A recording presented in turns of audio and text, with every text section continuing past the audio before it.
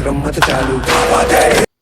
GT fans इस बार trophy आवा दे या जावा दे। क्या गुजरात के टाइटंस इस बार गरज पाएंगे? क्या T20 वर्ल्ड कप की स्क्वाड से बाहर होने के बाद पोस्टर बॉय शुभमन गिल अपना रिडेम्पशन आर्क दिखा पाएंगे? क्या आशीष नेहरा और शुभमन गिल की जोड़ी गुजरात टाइटंस को सेकंड टाइम ट्रॉफी जिता पाएंगे? इन सभी सवालों का जवाब ढूंढेंगे इस वीडियो में। Let's dive in without wasting any time.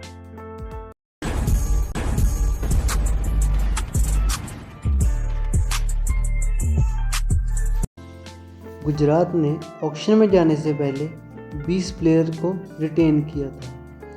पिछले सीज़न में प्लेऑफ्स तक पहुंच गए थे और इसका मेन रीज़न टॉप 3 का चलना और रिलायबल बॉलिंग थी, पर मेन वीकनेस इनकी मिडिल ऑर्डर बैटिंग की थी। और पता नहीं क्यों इन्होंने शर्फिन रदरफोर्ड को मुंबई में जाने दिया। एटलीस्ट बैकअप के तौर पर तो रख ही सकते थे, कुछ ज़्यादा बुरा तो उसने नहीं किया था। और कंपैरिजन तो आप तभी कर सकते हो जब आप कुछ बायस एक्सपेक्ट कर रहे हो। पृथ्वीराज जारा को 30 लाख में लिया है, अशोक शर्मा को 90 लाख में लिया है, Tom Benton 2 crore, Luke Wood 75 lakh और जेसन होल्डर को 7 करोड़ में लिया है। इन टोटल 5 बाइस की है, जिससे टोटल स्कोर 25 प्लेयर की हो जाती है। प्लेयर्स तो अच्छे बाय किए हैं, पर इनमें से मेरे को बस जेसन होल्डर ही स्टार्ट करता हुआ दिख रहा है। अब इन प्लेयर्स का रोल भी डिस्कस कर लेते हैं। पृथ्वीराज जारा एक लेफ्ट आर्म फास्ट बॉलर है। अशोक शर्मा एक express speed right arm fast bowler है। टॉम बेंटन एक विकेट कीपर है और राइट हैंड बैट्समैन भी है। ल्यूक वुड एक लेफ्ट आर्म फास्ट बॉलर है और लोअर ऑर्डर में थोड़ी बहुत हिटिंग भी कर सकता है। After discussing new additions into the roster, let's discuss probable 11 and impact player options. Top 3 तो पहले की तरह ही सॉलिड है। ओपनिंग में साई सुदर्शन और शुभमन गिल की जोड़ी है। नंबर 3 पर Jos Buttler as a wicket keeper. Washington Sundar 4 पर दिख सकते हैं, क्योंकि पिछले सीज़न में उसको जितने भी मौके मिले थे उसने अच्छा ही किया था। शाहरुख खान नंबर 5 पर, राहुल तेवतिया नंबर 6 पर, जेसन होल्डर नंबर 7 पर और राशिद खान 8 पर।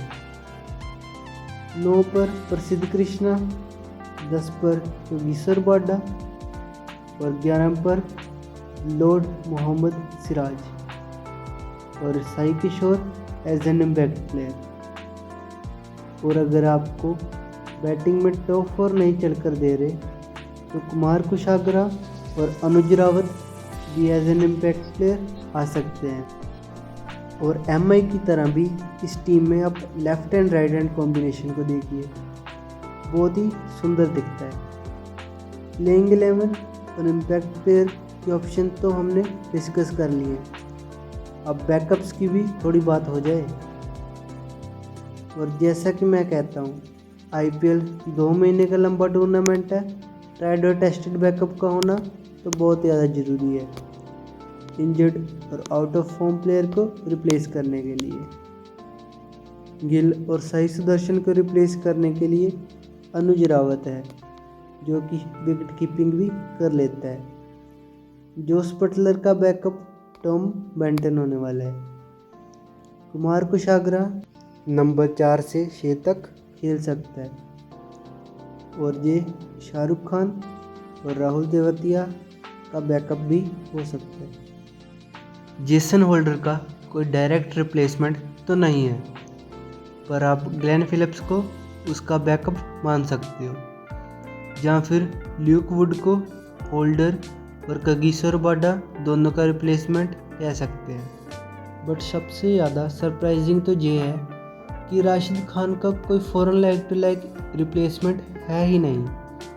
टीम में बस 7 फॉरनर्स हैं, तो मे बी ऑक्शन में एक आधा लेग स्पिनर तो ले ही सकते थे। और उससे भी ज़्यादा ख़राब चीज़ ये है कि कोई इंडियन लेग स्पिनर भी नहीं है। मतलब क्या कर रहे थे जीटी वालों। साई किशोर के बैकअप तो काफ़ी हैं, मानव सूथर, जयंत यादव और निशांत सिंधु भी हैं। और निशांत सिंधु वाशिंगटन सुंदर का बैकअप भी हो सकते हैं, पर क्या वो नंबर 4 पर खेल सकता है? I really doubt that. इससे टीम का कॉम्बिनेशन बिगड़ सकता है। इंडियन फास्ट बॉलिंग के ऑप्शन करें तो भर के ऑप्शन है। लोग एलएसजी की फास्ट बॉलिंग के टैग की बात करते हैं, पर जीटी के पास भी बहुत ही ज़्यादा टैलेंटेड और सुप्रीम बॉलर हैं। ईशांत शर्मा, अरशद खान, गुरनूर बराड़, अशोक शर्मा, पृथ्वीराज जारा एकदम सॉलिड सीमर्स हैं। Now it's the time to rate the squad. तो मैंने टीम को 7.5 की रेटिंग दी है। पिछले साल तो टॉप 3 ने बैटिंग संभाल ली थी, पर इस बार टीम्स और भी ज़्यादा प्रिपेयर्ड आएंगी, इसलिए मिडिल ऑर्डर को स्टेप करना पड़ेगा। और ये फ्रेजाइल मिडिल ऑर्डर दिक्कत का कारण हो सकता है। टीम में जैसे कि मैंने कहा है, राशिद का कोई फॉरेन बैकअप है ही नहीं और ना ही कोई इंडियन लेग स्पिनर है। राशिद का फॉर्म पिछले साल थोड़ा डिप किया था, और अगर आपका मेन स्पिनर ही नहीं चलेगा तो प्रॉब्लम्स और भी ज़्यादा बढ़ जाएंगी। इंडियन फास्ट बॉलिंग के लिए अच्छे ऑप्शन हैं। अशोक शर्मा को अगर मौका मिलता है तो देखना इंटरेस्टिंग होगा, क्योंकि वो एक एक्सप्रेस पेस बॉलर है। पर एक इंसान ये भी है कि 11 में कोई भी लेफ्ट आर्म फास्ट बॉलर नहीं है। और अगर आप अरशद खान या ल्यूक वुड को टीम में ऐड करना चाहो तो टीम का ओवरऑल स्ट्रक्चर और बैलेंस डिस्टर्ब हो सकता है। और अगर हम बात करें जीटी के होम ग्राउंड की, तो अहमदाबाद नॉर्मली एक बैटिंग विकेट रहती है।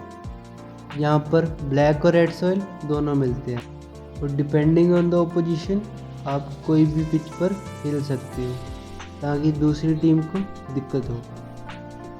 पर सॉरी जीटी फैंस, मेरे हिसाब से तो जीटी टॉप 4 में नहीं आने वाली। काफ़ी मुश्किल होने वाला है इनके लिए इस साल। और अगर टॉप 4 में आना है तो पिछले साल की तरह ही टॉप 3 को कंसिस्टेंटली परफॉर्म करना पड़ेगा, और आपकी बॉलिंग को भी एकदम रिलायबल रहना पड़ेगा। तो ये तो थी मेरी रेटिंग्स। आप अपनी रेटिंग्स भी कमेंट कर ज़रूर बता सकते हो। I am looking for some interesting comments, so make sure to like, share and subscribe to the channel for more exciting content in the future, क्योंकि मैं हर एक IPL टीम का रिव्यू करने वाला हूँ। और अगर आपने अभी तक RCB, PBKS और MI का रिव्यू नहीं देखा है तो आप ज़रूर देख लेना वो भी। Till then, goodbye, take care and show some love.